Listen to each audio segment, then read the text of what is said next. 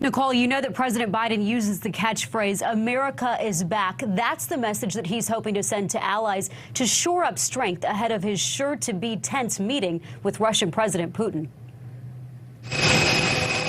President Biden touching down in the UK for his first foreign trip, speaking to U.S. troops, making the case that after 4 years of former President Trump and his confrontational style with U.S. allies, diplomacy is back. The United States is back, and democracies of the world are standing together to tackle the toughest challenges. Among those challenges, Russia. President Biden's trip culminates with a face-to-face in Geneva with President Putin, a man he once said has no soul. Then to meet with Mr. Putin to let him know what I want him to know.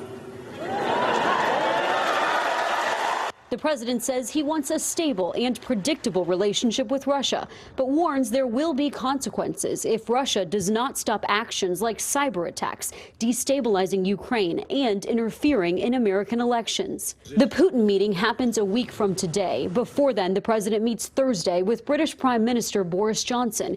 He's also set to announce a U.S. donation of a reported 500 million COVID vaccine doses to countries that need them. The president then meets the G7 economic powers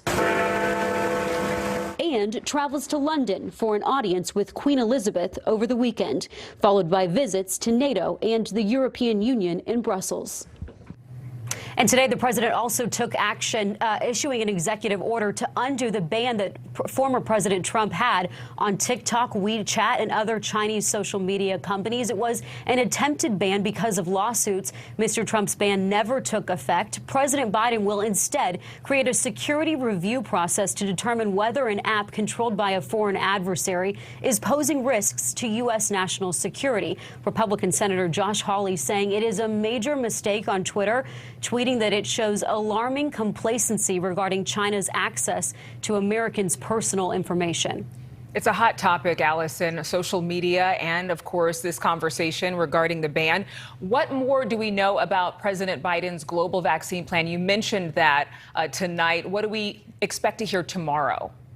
Yes, well, Adrian, we know that this is something that he is set to announce tomorrow. It's a U.S. donation of a reported 500 million vaccines to low-income countries, some distributed out this year. There will be a lot of talk about this at the G7, about the pandemic and how to get vaccines to people all around the world.